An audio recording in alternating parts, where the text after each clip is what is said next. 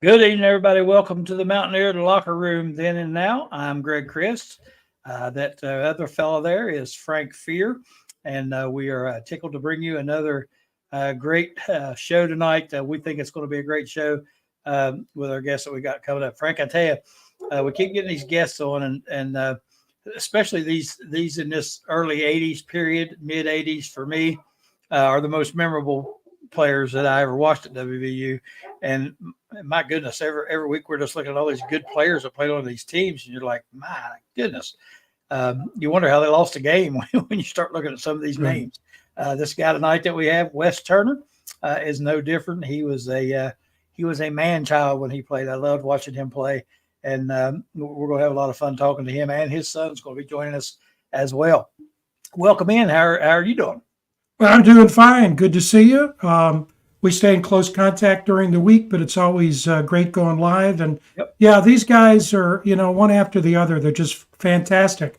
And, when you get to about the middle 80s, you just see the Nealon era really picking up steam. And some of those games we've talked about the 84. Those games, 2 games back to back. We had the quarterback on the other day. What a great player he was. And the wins against Boston College and then Penn State, they're in the annals forever. Oh yeah, Kevin White, and like you said, he's a guy that really only played 1 year because of the circumstances. But man, what a player! And That's right. what some fantastic games as well. We'll want to mention to everybody, make sure you like and subscribe on our YouTube channel. That helps us keep this stuff going. I think we got even merchandise on there somewhere too. I forget about that all the time. Don't think about it. But I think there's a little bit of merch on there too. If people want to help out with that, that'd be awesome. I guess, Frank, instead of us taking up all the time, I think we need to get Wes Turner in here and talk to him a little bit, and his son Landon as well. And again, another great show lined up here. We're tickled to death to be able to talk to this guy. And I want to mention too, we have Mike Dunlap in the background. I think it may be chiming in here in just a little bit. Mike is instrumental in helping us get guests along with Mark Parsons. And there he magically appeared. There's those 2 guys, Mark Parsons and Mike Dunlap. Those guys do a tremendous job in helping us get guests and keeping us abreast of everything that's going on in the WVU sports world. And there is Mr. Turner, as the aforementioned Mr. Turner. Wes, we appreciate you doing this. Oh, man, thanks for having me. I appreciate it. Oh, we're excited to have you. And I'm sure you could hear in the background, but Frank and I talking, I told him that my memories, the best football teams were in those early to mid 80s. And I remember watching you play. And I even had some notes here that Frank had sent me about the opening kickoff of the 1983 Boston College game. I will never forget that. That was wicked. That was my freshman year. Yes, that was my freshman year. That wasn't the first game, but yeah, I remember that. That was I can still remember seeing his face.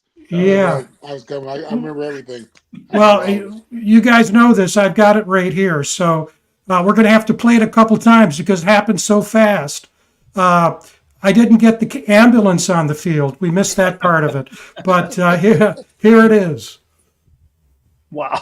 Woo! Hey, just boom. We'll do it again. Oh my gosh. That poor guy just disappeared. And that Troy Stafford was an All-American. Yeah. Hell of a running back. And in fact, when we're going to bring Denny Brown in about 15, 20 minutes, your defensive coordinator, and he said, and you saw it, he put it on Facebook this week, that in his entire career, that was the hardest hit he'd ever seen. And the problem was he was putting his headset on, and so he didn't see it completely. so we'll have to show that to him again. But what a hit. Yep, that's what it was. You were obviously quite the athlete, not only in football, but other sports as well. Get started here. Let's talk a little bit about your high school career, growing up and where you did, and then your high school career, and then why you chose WVU. Well, high school. Basketball. I think basketball is probably my worst sport. No, Yeah, I say it was my worst sport. But baseball was my best sport.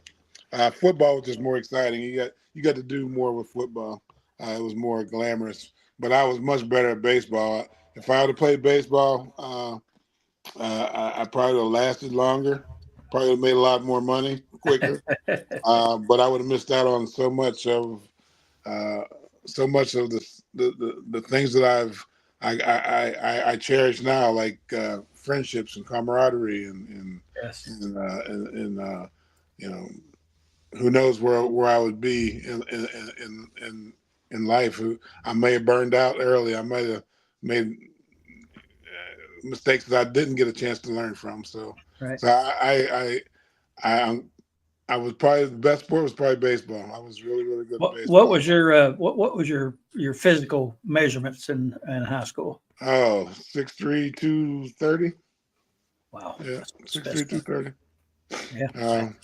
But yeah, baseball was good. My football, I mean, football came natural. It was natural. I mean, but I came to WVU because I went to Pitt, I went to Michigan State, I went to Penn State, and I went to, I think, Clemson for my visits. Or was it Michigan State? Yeah, for my visits. And every time I couldn't. I mean, I wanted to make sure that before I went wherever I went, I wanted to make sure those are the schools I visited.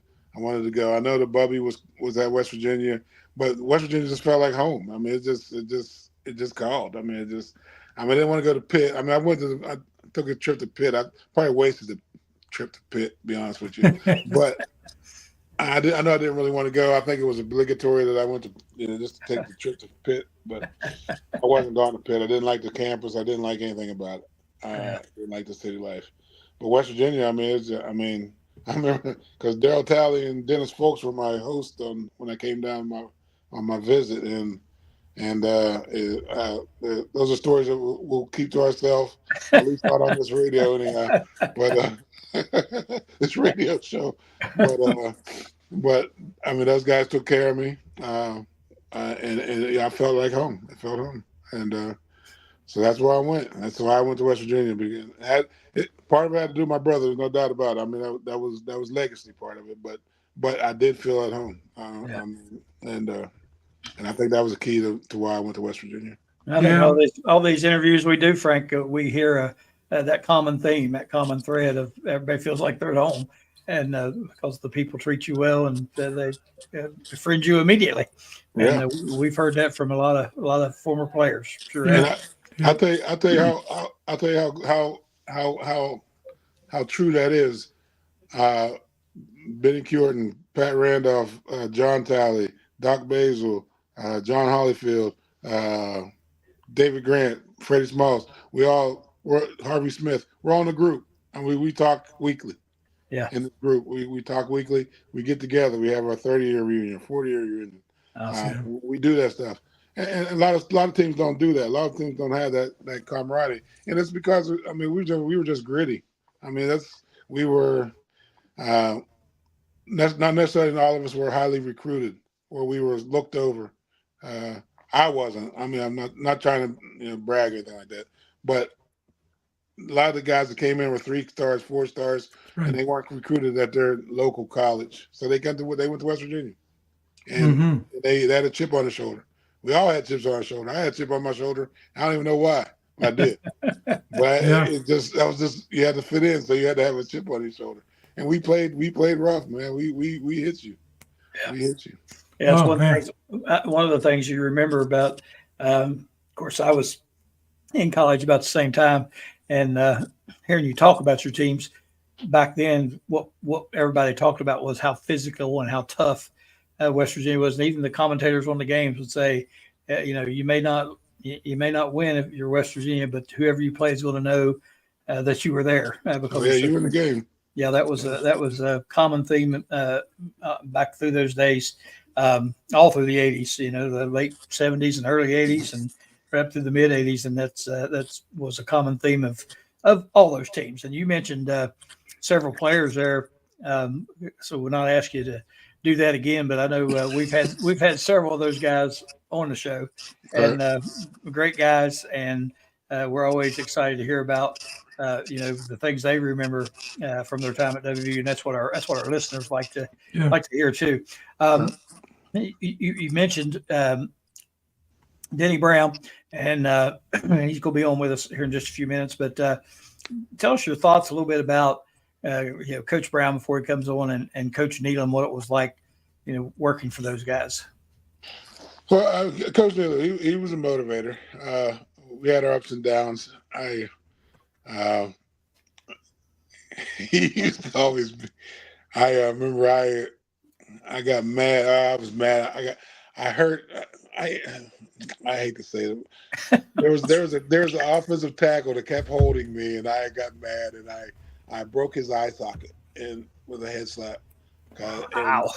And I still feel bad about it to this day. I won't mention his name because it's not fair to him, but I can remember Coach Nealon sticking his crooked finger in my face, saying, "Wes Turner, you don't do that to him." And I mean, he razzed me for about 10, 15 minutes. But I was mad. It's just that was part of the game, and that's what happened. So, but Coach Nealon was a motivator, and he gave me opportunities that I will never forget. Now, Coach Brown, he was a little scrappy dude. You had to, he always get up in your face too. If you make sure you're where you're supposed to be, get your coverage. You lost leverage, you lost containment, or whatever it was.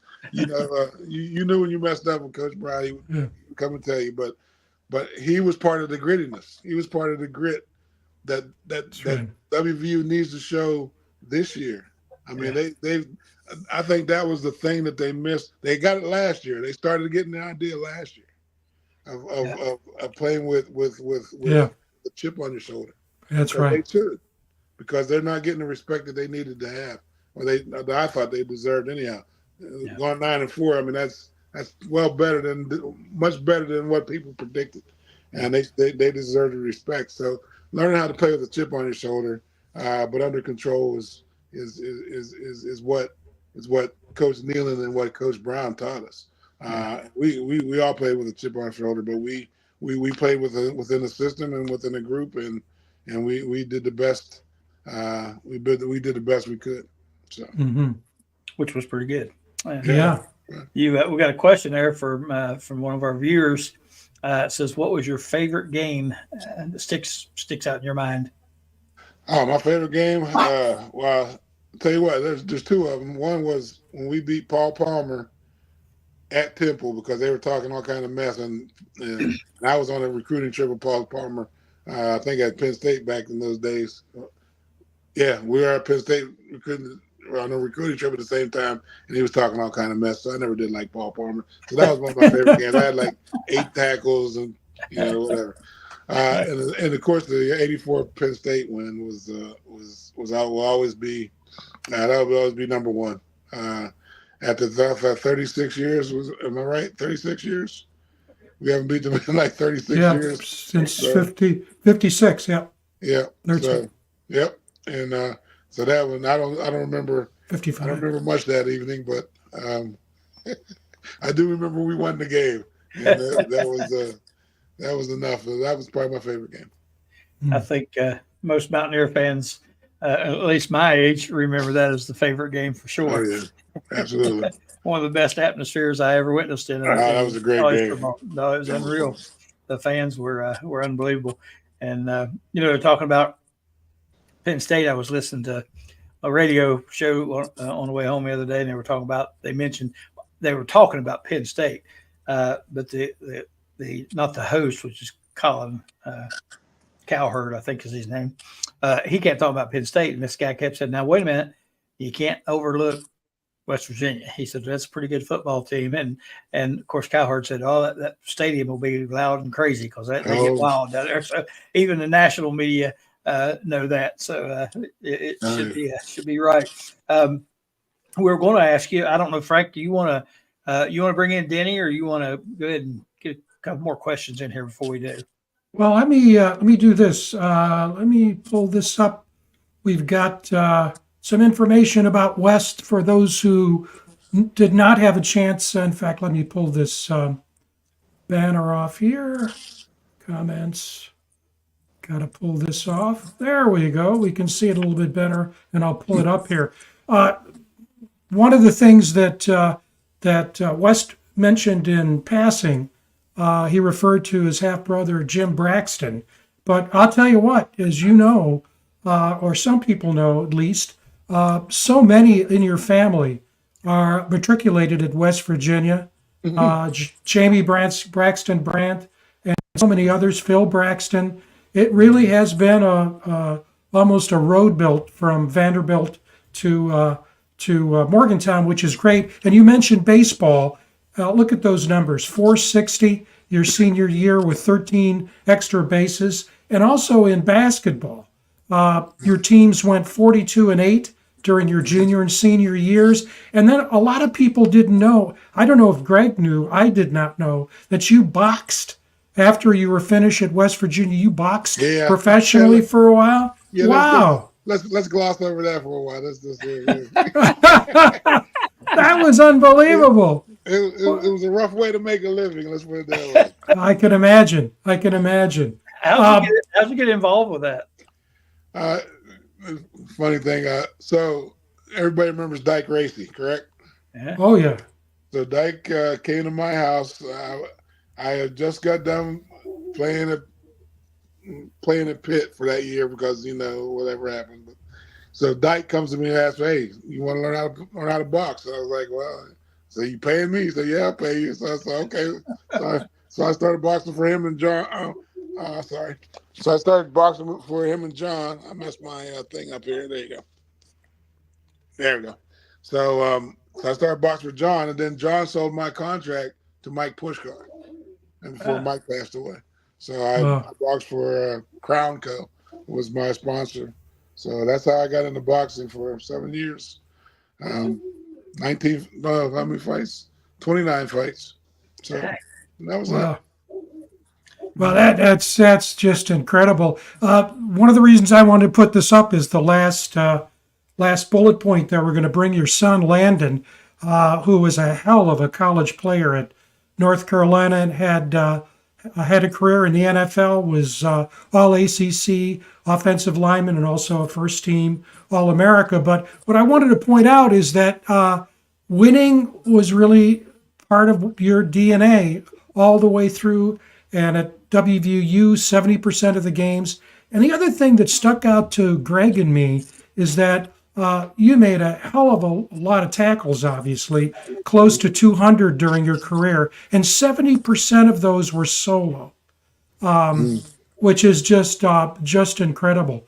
Let me do this, push this button that'll pull it back here, and Frank, then what we can do. Go ahead. While you're making your adjustments there, I was just going to mention the fact that you had to be a man to play back then, just to be able to hold those shoulder pads up that West has on right there. My goodness, those are big. Yeah. I don't even remember them being that big. I remember they were big, but not that big. Yeah. So why don't nowadays? Yeah, Greg, why don't we bring in Landon? Then we'll bring in Mike Dunlap, and then what I'll do is I'll get off the screen and call Coach Brown, and he'll come on. So let's bring on Landon. All right. Well, hello. There he is. Yep. Hey. Landon Hey, Turner. happy to be here. It's a lot of it's a lot of shoulder pad. It's a little, That big one. way too much shoulder pad. That's awful big. Hey, look at that. That's not fitting in that. Come on now. You need talking about speed.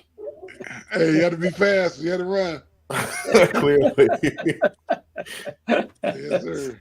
Oh my, it's good to look at. But I mean, I remember Landon playing as well, and what a great career. And it's just it's all in the family here, man. A lot of talent there. We're talking about. Landon, did your dad playing and all that? How much of an influence did that have on you as you were growing up, knowing that what a great football player he was, a great athlete? You obviously are the same, but what is that? What inspired you to move toward football and become what you became? Yeah, sure. That's a great question.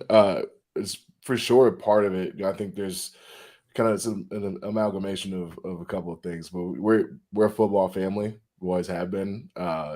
From the moment I can remember, I always wanted to play football. I think, Dave, you might be able to like verify this or not, but like in my youth, apparently I would try when I could start to walk and run, I would try to tackle my mom. Like it's you talk about DNA. I think it was just in there. I've been holding the football since I could formulate any semblance of a thought. And then Dad's a huge. So I had that baseline, and I had these huge influences. I grew up watching my cousin Phil. Like I didn't get to watch Dad, but I still have a picture.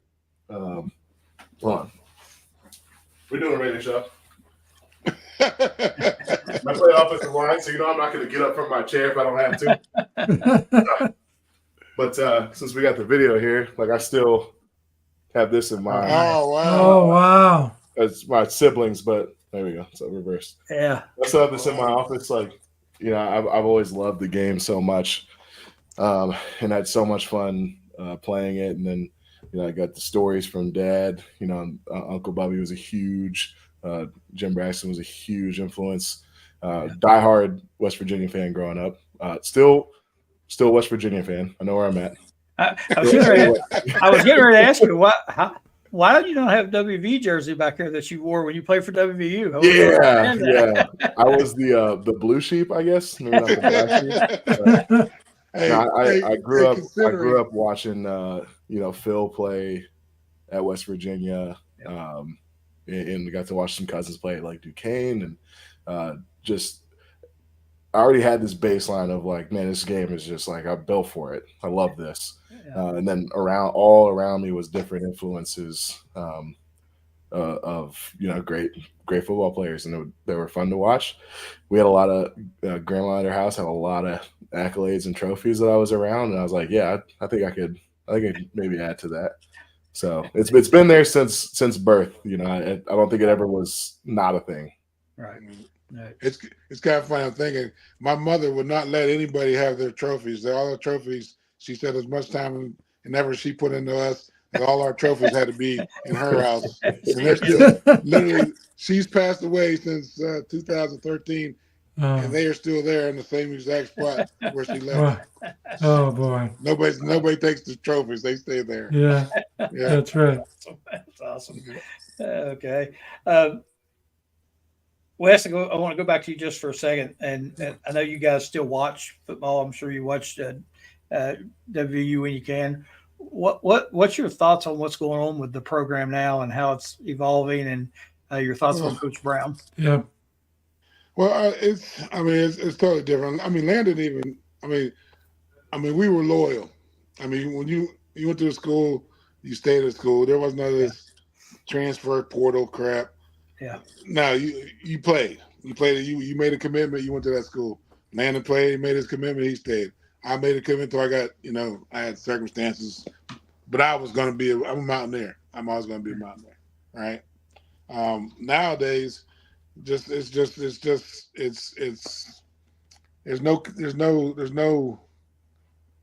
what's the word I want?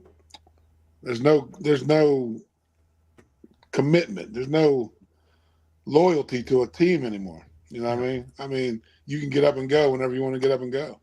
Yeah. You can transfer whenever you want to transfer. No, where's your loyalty at? Yeah. We've talked about that a lot on this show. We've talked about the NIL and the transfer portal and all those things. And I think one of the things that Frank and I agreed on and several folks that we talked to is we're happy to see the players making money. They deserve to make the money. They put their bodies out there on the line, and these schools and the NCAA make millions, if not billions. So we think the players do deserve to make that money. The transfer portal thing is more difficult, I think, for the average fan to really understand and grasp. But of course, that's attached to that money as well. And but what we've decided, and Frank and I have decided, and we're going to make this happen, at the NCAA, and it's going to have to kind of act like a professional setup where you have different divisions and Yeah. different conferences, and then play it off and play down like they do in the NFL. Because basically, the players are, really professional, I guess, if they're getting paid for doing it. So, That's right. I think a lot of people's anger about all this or their frustration with all this is geared toward the player, and I think that's wrong. I think It is. yeah, the It's not. the angst should be against the NCAA. Yeah, it's not the players' fault. I can remember, I remember whenever I went to school, I mean, during the season, you got training table and you got your money and everything, right? You could survive, and if you lived off campus, you got a check. Not very much, not a big check, trust me, just Yeah. enough to pay the rent and maybe having a little bit. But then when the off season come, you didn't have any money. There was no training table. There was, you had to go eat in the cafeteria, and you didn't have any money to take a girl out or go out and have fun. You didn't have any money, and there was a lot of people when I came to school. I mean, they came from nothing, and they didn't have anything. Their parents couldn't give them money to survive. And you Yep. think about all the things that we went through all those times. I mean, I think there's I know it's a charged word, reparations, but Yeah. for those players that played back then that gave up their bodies, there should be some kind of say, hey, you know what? Yeah, we used you. We made a whole bunch of money off you. Absolutely. Yeah. A little bit to Yeah. tease the pain. I think I've Yeah. read that they're going to go back, but they're going to go back. What's it, 2016? I think is what I read. That's it. I don't know why. I don't by understand. 1 year. Oh, is that right? Just one. I missed it by about 30. So Yep. Yeah. by But that Wes, I much. guess Wes, they figure me and you can draw Social Security. We don't need it. Yeah, that's right. Great. So, Landon, now you said you missed it by a year. Talk about your college experience, and I mean, I watched you. I remember you playing a great career. Tell us a little bit about your time down south. Yeah. Man, where to start? Really, I mean, it's it was a big decision. I still have several group chats with the offensive line, some of the different guys that played. I think especially during the fall, we all catch up a good amount. And the reason why it's important, why it's important, is we'll often, Coach Mac Brown's the coach at UNC right now. Right. When he first joined, he would talk about it being a 4-year decision is a 40-year decision. Right. Which is Right. 100% true. And he's a wise man. He's speaking 100% truth. But it's also just really funny, and we kind of had an inside joke of just saying that. And enjoyed that a lot and laughed, but there's so much truth behind it because those 4 years, I no matter how long it goes, and you guys experience this too, I'm sure. Now, if it could be 10 years, 20 years, 50 years, maybe when you meet up with the fellas, it's like you just saw them and just pick up where you left off, and it's a really special feeling. I think that's not just exclusive to North Carolina. But that's the first thing that comes to mind. I really enjoyed the experience in Chapel Hill. Chapel Hill is a great college town. The campus is beautiful. We were working on becoming. I still joke and delude myself that we're going to be a football school. It'll happen one day. I want the basketball team to win, but when we struggle a little bit, I'm like, well, maybe it's just the Oh yeah, it gets our yeah, but it was good. It's a classic college town. We had a college strip. I don't know what the street is in Morgantown. High Street. Yeah, we had Franklin Street. A lot of classic bars are still there today. Had the classic college life. I wasn't much of a partier. Probably a lot less than Dad, frankly. I can guarantee it. You listen to me very well. But, I got outside and there was a lot of great nights. And training camp's terrible, always is. But a lot of just great stories, and you go through shared. It's funny that you say how it was down south. I don't think it was much different. The things. There's a lot I could tell you about North Carolina and Chapel Hill. And barbecue is great.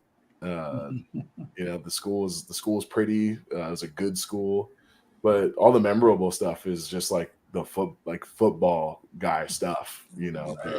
Going through training camp and like the stories and having the skit night where we get to all like get back at the coaches and make fun of them. Which much like that never needs to be told anyway. But it was still like just those. You like go through so much with like a tight group of people like that. That's what's memorable. So it's not much different than what you've heard of any other football school. Maybe a little less loud. Actually, a lot. I hopefully none of my Tar Heels do. It's so much louder. Now you got to admit the Tar Heels are a little stiff. It's a little wine and cheese. It's a little wine and cheese. A little wine and cheese. There's a touch.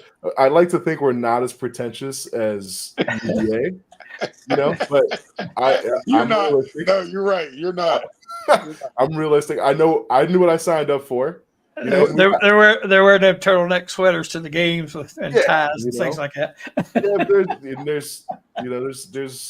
There's good stuff at the games and all that. It was fun. And we had our loud moments, like Dad.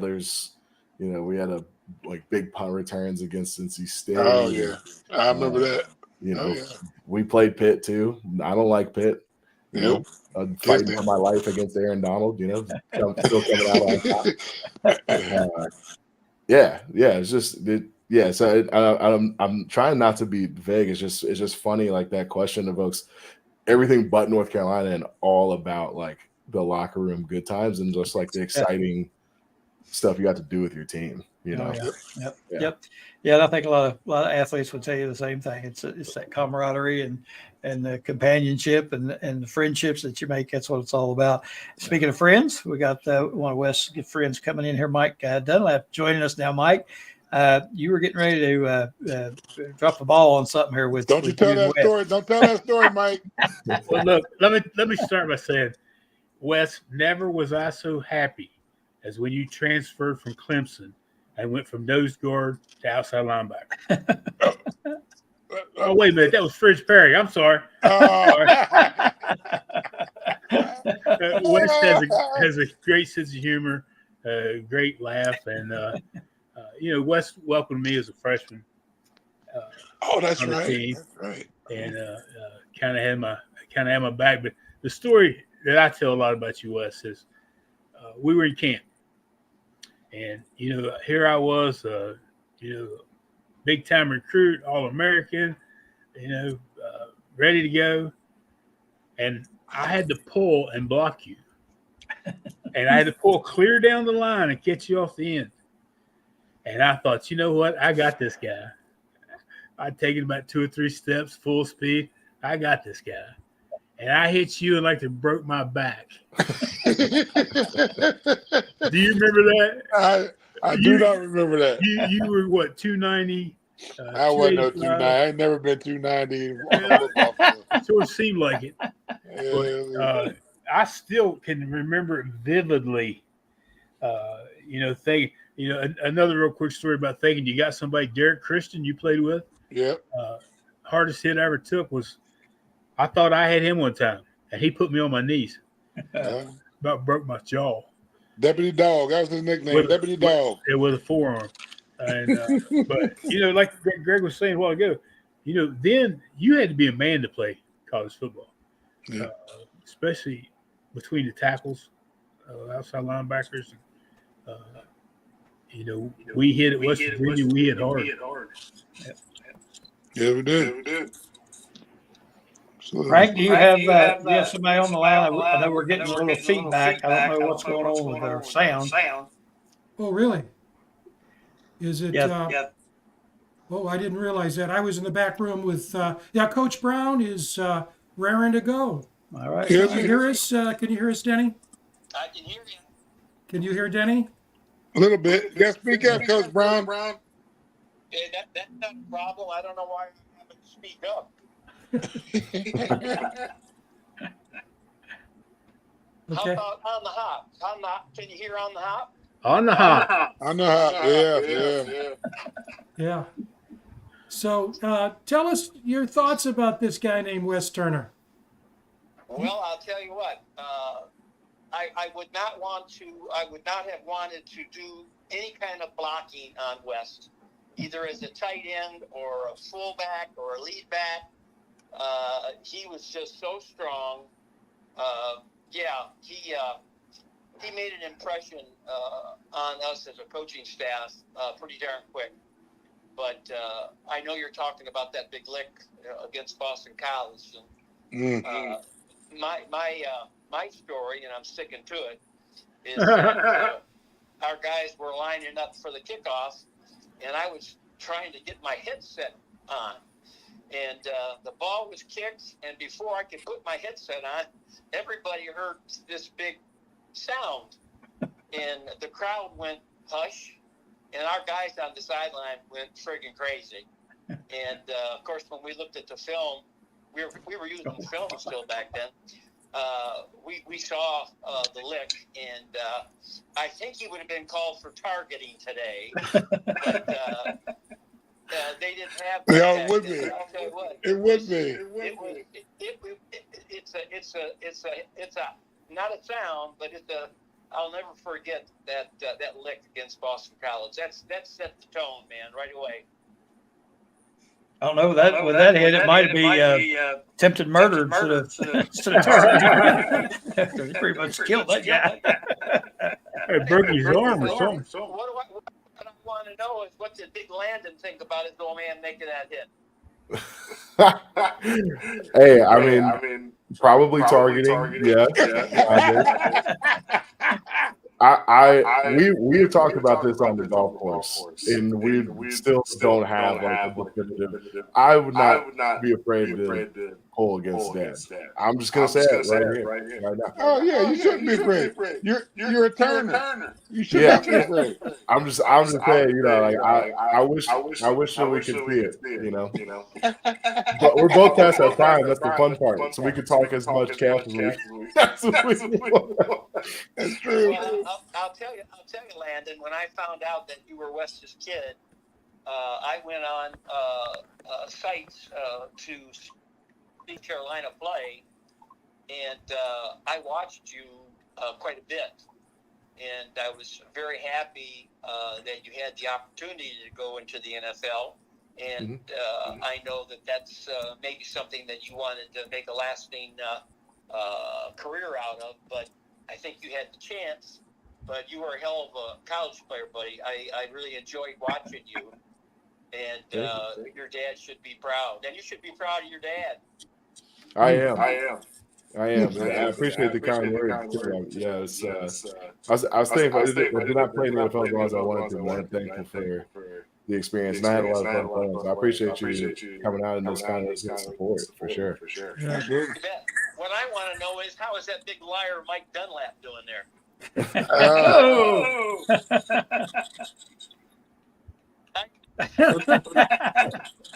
Did you say that big lover? That was L-I-A-R. Hey, look, Denny, I won't deny that. Say again? I won't deny that. No. Hey, you know I'm just kidding. You know I love you, man. Like you were my son. You know that. I know you do, but I still wouldn't deny it. That's okay. You know, the one thing about it, as you get older, the stories get better, and they always lean towards you. Yeah. That's true. But I'll tell you what, but back here in Michigan country, if you didn't play for Bo Schembechler, there was no football prior to 1969.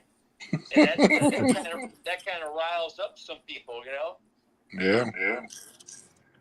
But anyway, neither here nor there. It's nice to know that you three guys were there. I wish we were on a Facebook so I could see you. Not that I want you to see me. But, what are y'all talking about besides West Big Lick? The state of college football. Did you say the fate? The state.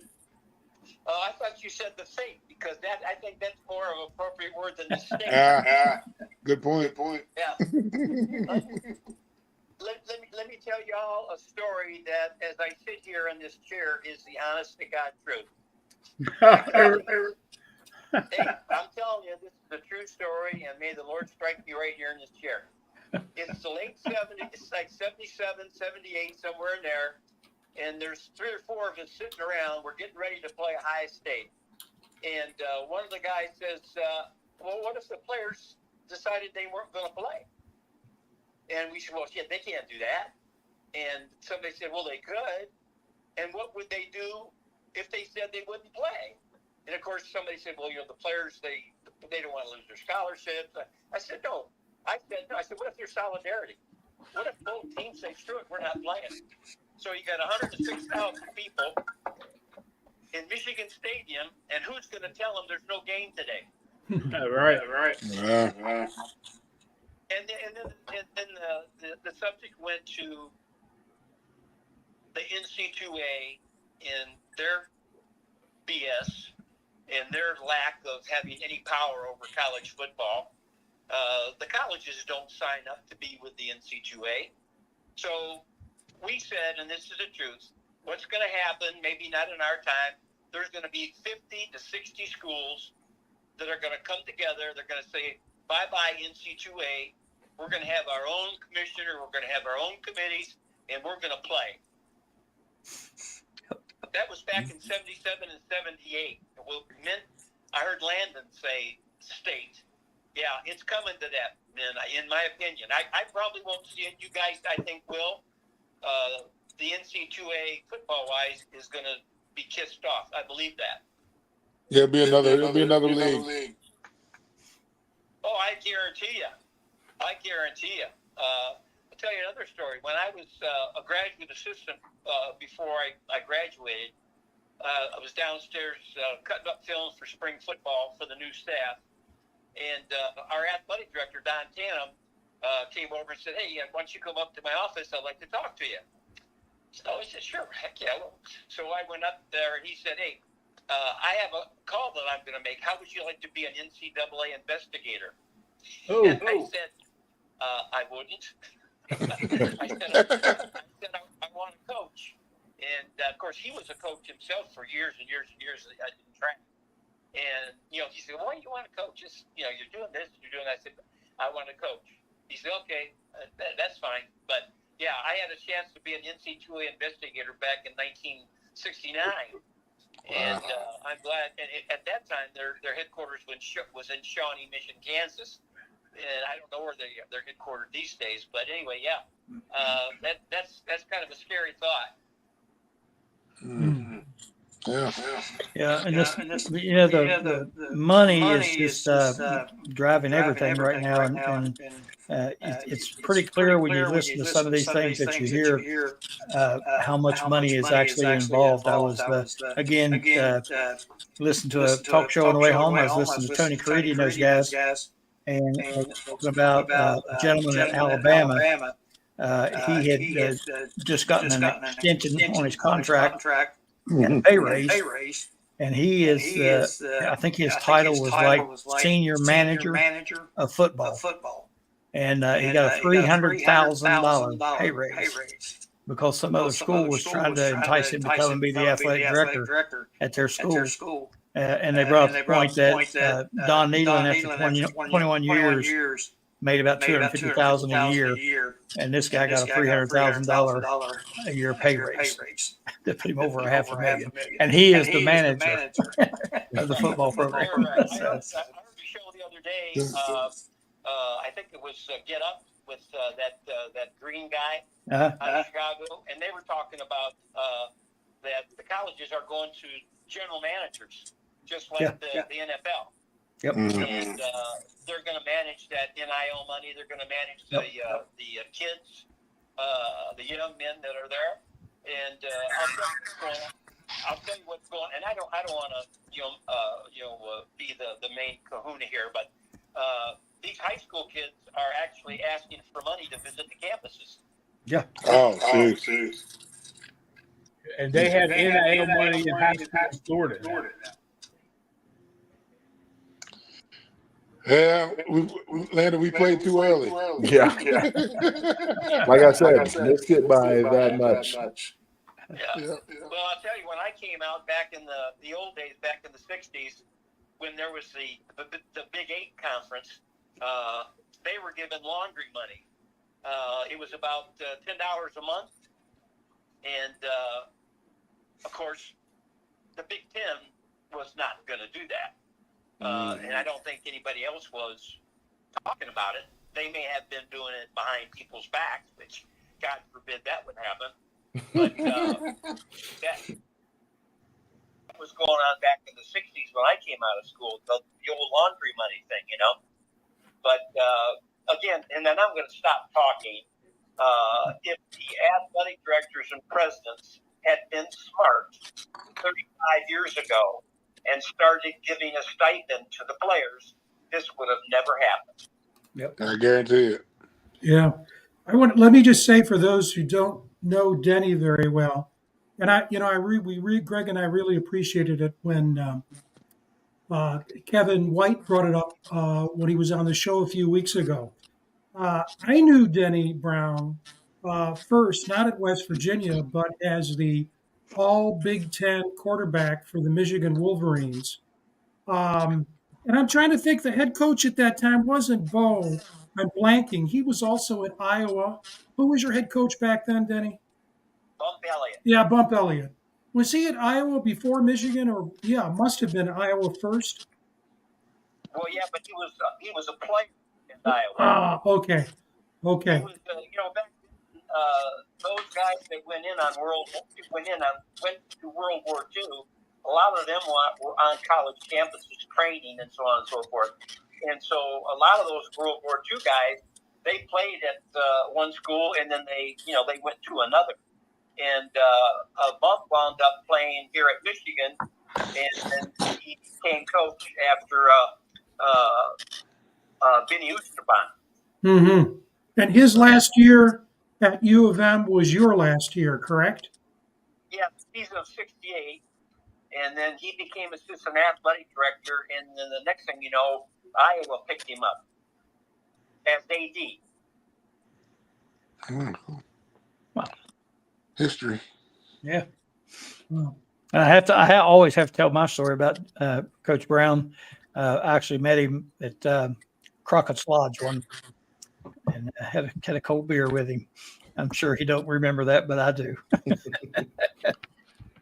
I'm trying to remember what a cold beer tastes like. I haven't been able to have one since my back surgery. Oh gosh. It's not very good. Yeah, it's terrible, Coach. The cold beer is terrible. Yeah. Well, one of the things that I wanted to bring up, and Kevin brought it up actually, was that one of the things he said, Denny, was he thought your sort of special potion as a DC was that you were an offensive player at Michigan. And so he felt that really gave you a heads up to the conventional defensive coordinator, or more likely than not, played defense in college, but you played offense. So you had an inside understanding of offensive strategy, and of course, the goal of the defense is to stop the offense. And it makes a lot of sense when you think about it. Yeah, I do think that maybe helped out a lot, but I never really thought about that. And when I left Michigan, I had been on the defensive side of the ball for 5 years, and I really had the opportunity to work with, to tell you, Bill McCartney, Jack Harbaugh, Gary Moeller. I had a chance to work with some of the best defensive guys in the entire country, and I just sat back and listened and watched and tried to learn, and then I developed a little bit of my own philosophy. I didn't like this, and we didn't sit back at Michigan either. We were on attacking front with our force unit, and we tried to do that definitely at West Virginia. And then I got a little blitz happy, and I like to bring the short side corner, and I like to bring the strong safety. And Mike will remember we had a defense called Sick'em. Yeah, and that's I where we remember put all up on the line. and that was a lot of fun. The crowd loved that. I know that. But we'd show it, and we'd pull out of it, and then we'd show it and run it. And I can still see Curtis. Travis Curtis. Travis Curtis. I can still see him jumping over the center. I mean, and the kid loved it because you just turned him loose. But we had assignments. Like say if somebody went in motion or release a guy and that sort of thing. I can still see in some of the games when we ran that those quarterbacks, those knees start knocking. Hey, Coach, I had Freddie Smalls on my show a couple of weeks ago, and he was talking about the Sikkim defense, and we were talking about his sack against Boston College, and he said that was the play that was called at that point. And he said, but the funny thing is, he said I was lined up on the wrong side. He said I was opposite the field I was supposed to be, and I wanted to hear is that a true story or not? Because he come in unblocked and well, I'll tell you, if he lined up on the wrong side, we had two outside linebackers standing together. Because I didn't see it that way. Freddie. I'll tell you what, Freddie has made more money on that sack of Doug Flutie than anybody I know. but they didn't call him Boom for nothing. And Freddie liked to play. He liked to mix it up. And he was a guy that you did not want him dropping in any kind of pass coverage. You wanted him going to the ball. Yeah. Yeah. He wasn't the only one. Let me put a slide up here. These defensive players and offense, just an incredible group.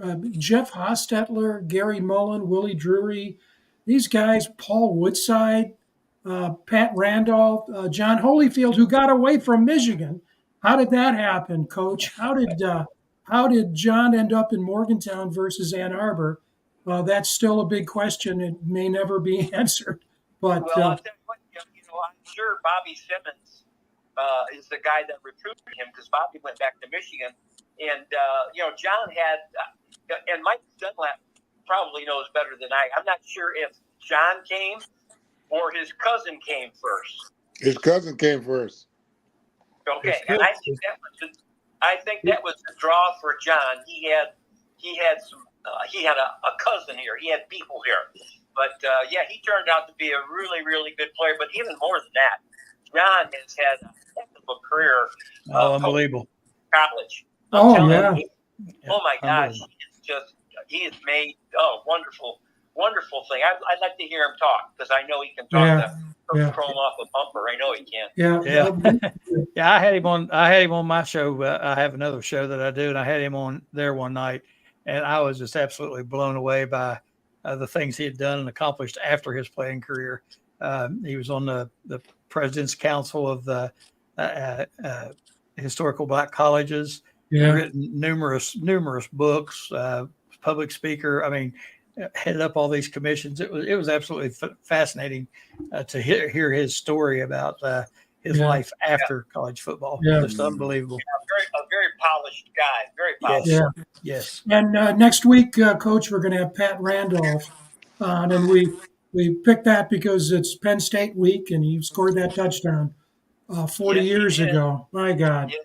Oh, boy. He scored that touchdown. I can still see him running that. He showed it. Hey, And then go ahead. Coach Brian, I can remember him pushing Scott Barrows out of the way so he could get the right. And Denny, you talked about Holyfield's cousin. Was his name not Jeff Price? Yep, that's who it was. And Jeff came in with me, so Holyfield was there before him. Oh, that's right. Okay, yeah, you're right. That's right. That's Price. Yep. So his cousin came after John. Yes, played center. Okay. Yeah. Well, I couldn't tell you. Bobby Simmons must have done a heck of a job. Bobby could recruit. Bobby was a very good recruiter. Yeah, and you talk about Ron Wolfley. What a hard-nosed player he was, and talk about a person who's had a great career after WVU. I mean, he's the color guy, has a show out in Arizona for the Cardinals.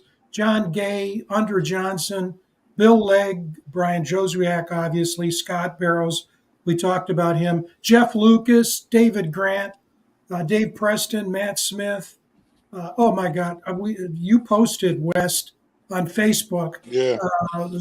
the hits, Timmy Agee, that 44. My God, you He was guys good. were you guys I'll were tell you what, unbelievable. he originally came in to be a punter.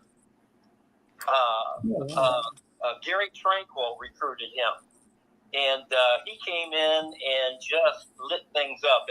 And his nickname, as you are all aware, was the Hitman. Yeah. And he could play. And we didn't like to waste him back there in a 3D playing safety. We tried to get him inside out on the ball a lot. And he could play. And we have been in contact down through the years. When I was at Arizona State, he and his dad came in from California and visited with me and my family one night. And he's a heck of a kid. Yeah. He's a heck of a grown man is what he is. Yep. Yep. And then we had Steve Newberry on a few weeks ago. Noobs. Noobs. Boy, what a player, huh, West? Jeez. Noob was he was the mathematician. He was the brains of the outfit. Yeah. And we were talking about golf before the show. Steve, for a long time, had a auto dealership in southeastern West Virginia. Now he's got a golf course down there. What? He's got a golf course. He's running a golf. Hey, Landon, we're going. Oh, I know he had a car dealership in Petersburg. Yeah. He might be able to get 18-3. That's where the golf course is, Wes. Yeah. There you go. Half price anyway. You should have told me that because I'm friends with him on Facebook. I say, hey, Coach, I'm gonna say Coach Brown ratted you out, said you had a golf course. Absolutely. Yeah. Hey, there's a question. There's a question on the screen here from Joey Foster, who's the executive producer of the network, and he said, "Did one of these guys have a career where they never lost a single yard? Was that Ron Wolfley?" No, No. that was Craig Taylor. Craig Taylor. There you go. Wow. Boy, you pulling some names out of the hat there. and Wes. While I got you here, Newberry's wanting to have a get together of all the former players at his golf course. Really? Yep. So When? we're trying to figure that out right now. Oh, he's All a right. great guy. I but will be there. He does want to do that. All right. Now, Well, where's the golf? Is the golf course in Petersburg? Yeah. Hold on, Yeah, Denny. close Yeah. there, yeah. Fountain Springs. Yeah. Okay. Yeah, it's Yeah. right there close. It's in the Princeton area, isn't it? Yeah, it's in that Petersburg, Yeah. in that area somewhere. I'm not Yeah, exactly right on sure the where. border. Coach, you were going to say something? Yeah, I'm sorry, guys. I'm bad to interrupt you, but Steve started for us as a freshman, and he started at that wide corner position.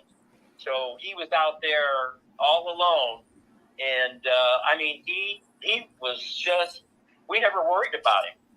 He didn't make mistakes. Nope, he didn't. I mean, he really didn't. Graded out 100 one game, Coach. I say again. He graded out at 100 one game for you guys. Oh, I believe that. Yeah, I believe that. Yeah. And he was well coached. Bill McConnell did a great job with this when he coached the secondary. God rest his soul. And we never worried about Steve. I mean, we just knew that he was going to do whatever he needed to do. I mean, he could cover. And he reminds me very much, and I told this guy the other day, a freshman that started for us at Michigan, and they were so complimentary in their physical stature, and they were tall, lanky guys, and didn't look like they could be that kind of a player. And he reminded me of Mike Jolly from the get. Yeah.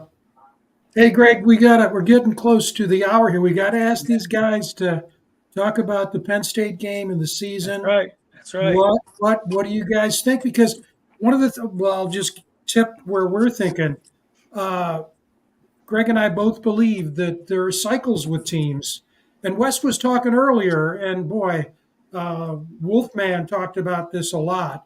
It wasn't until last year, and he didn't see the full season, unfortunately, But the fact of the matter is that they seemed to turn the corner last year in terms of Mountaineer toughness with the same kind of offensive flair that the teams had back in the day. Are we just kidding ourselves, or are we on the cusp of another great era in WVU football? Well, I'm going to speak first, Coach, but I'm going to say that it depends on the defense. It's that simple. Uh, our defense is ranked this year at around 53. I don't believe that. I think we got some seniors coming in, like we got Jackson and we got Keith, we got Russell, Mickba. We got some guys that are coming in as seniors that can play. They're not. Coach, we talked earlier about the grit that we used to have because we were always underrated, right? We were always the underdog. We were always that. So we always play with a chip on our shoulder. And I think that's what gave us the edge. And I think they're finally getting that again here at West Virginia. That, you know what, play with a chip on your shoulder, man, and slug it out. And I think if we do that, if we play defense, the offense is going to take care of itself. Donaldson, Green, Wise, they're going to score points. The trick is to stop people from scoring, and you got to do that with you got to have a good defense. So yeah, that's my take. Landon, you follow them enough to have a perspective on this? Not on WVU football. Respectfully, You said you were still a fan. Now, come on. Yeah. Still a fan. Lukewarm fan. Like, I hope we win until UNC crosses. There you go. Pass. Oh wait, what happened last time UNC UNC West Virginia played? I don't remember. He's probably still a little bitter. From last year. We don't have to talk about it. I need to check. I think the last training camp, the scrimmage for UNC might be this Saturday or the next Saturday. Uh-huh. But I'm gonna try to get out there. I don't really follow a lot of preseason stuff.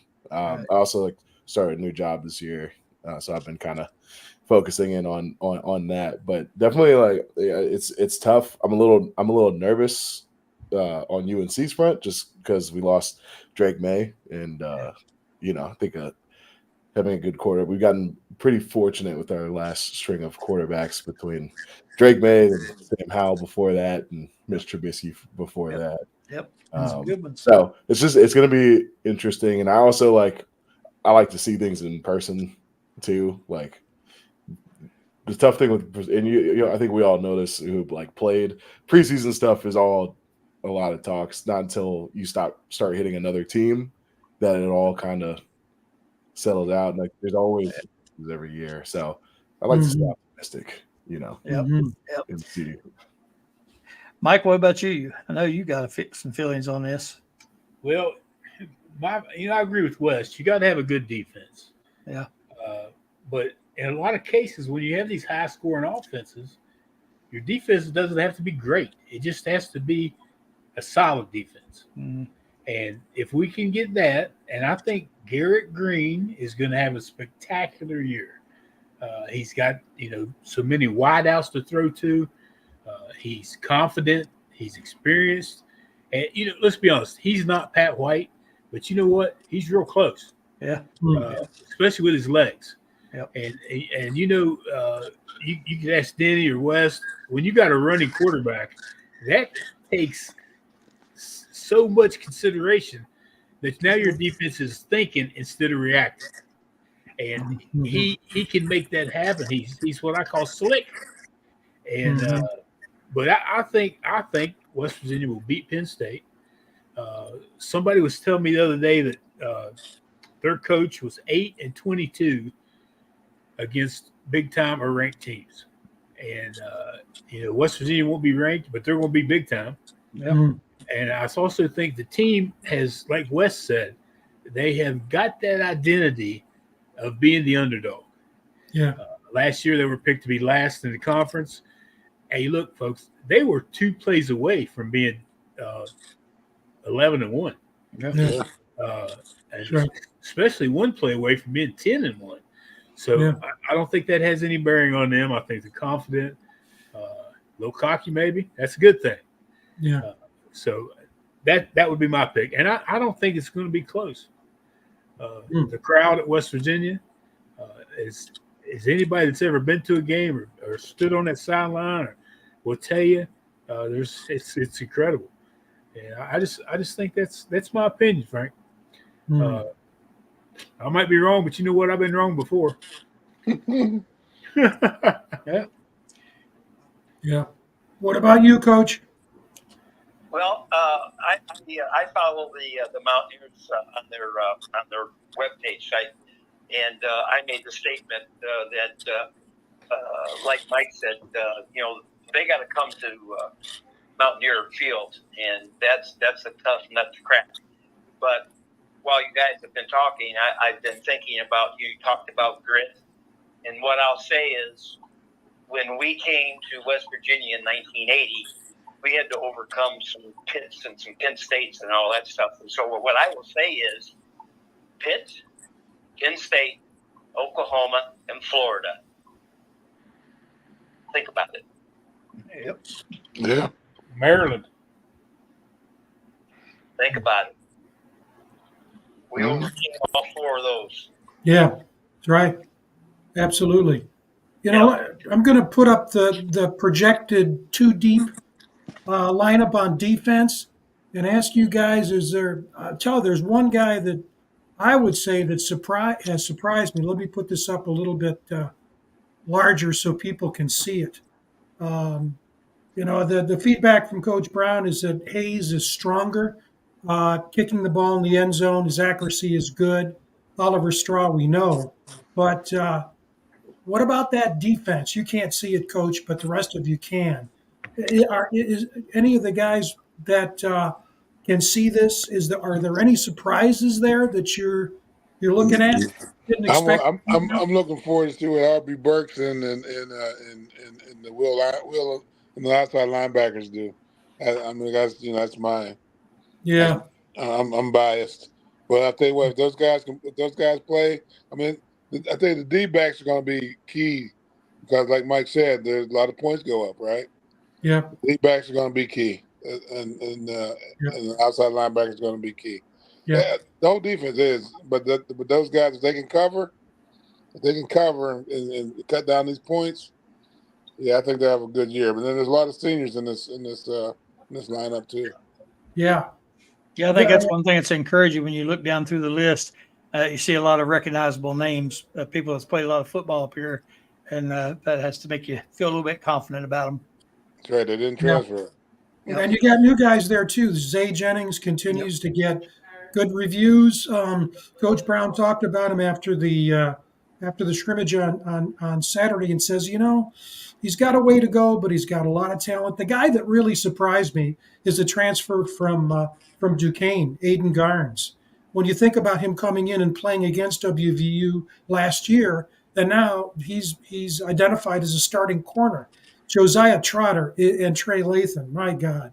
Yeah, Those Lathan. And Vesteranen at defensive tackle is getting very high grades. It's a good defense, but West, you're right. When you think about Penn State coming in with those 2 studs as running backs, you got to stop those guys. You got to stop them. And you can't screw around on special teams. And Brown said that Hudson Clement almost certainly is going to be running back kickoffs, and he's been doing very, very well. Yeah. And Preston Fox, too, has been doing very well. So it's going to be interesting, man. It should be a good game. I will be there. What are they? Bells on my fingers and rings on my fingers and bells on my toes. Right? I'd like to see that. Yeah. Yeah. What about the offensive here? Since we talked about the offense, your thoughts about this?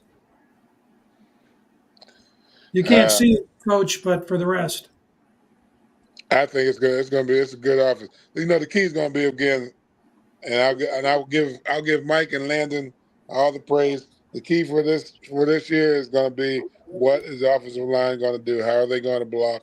How are they going to protect?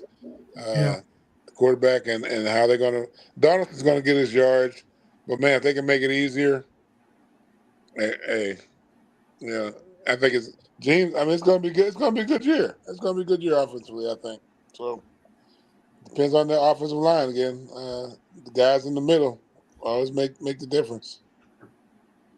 Yeah, again, I think you got some quite a few names there that we all recognize and were big contributors last year. They'll still be there, so that's encouraging for the offensive side. Yep. Yeah, strong lineup. And confident, Frank. I think they're confident. Yep. I think it's going to be a good year. Should be a good year. Yeah, we hope so. Hope so. I apologize for the dogs. You guys probably hear them barking in the background. It's all right. Two German shepherds out there yakking, fighting with each other. Hey, West, what you are talking about, Steve Newberry, our mutual friend, Lynn Murray, didn't know that I knew Steve Newberry, and we were talking one day, and I mentioned him. He said, "Oh man," he said, "that's the slowest white boy I ever seen in my life." And he said, "Man, could he play some football?" So I texted him and said, "Lynn Murray said you was the slowest white boy he'd ever seen in his life." He said, I still kick his ass in basketball. That's what he told me. Steve was good at basketball. Yeah. Oh, yeah. He was a good basketball, baseball, and football player. Yeah. Like you, he was all around.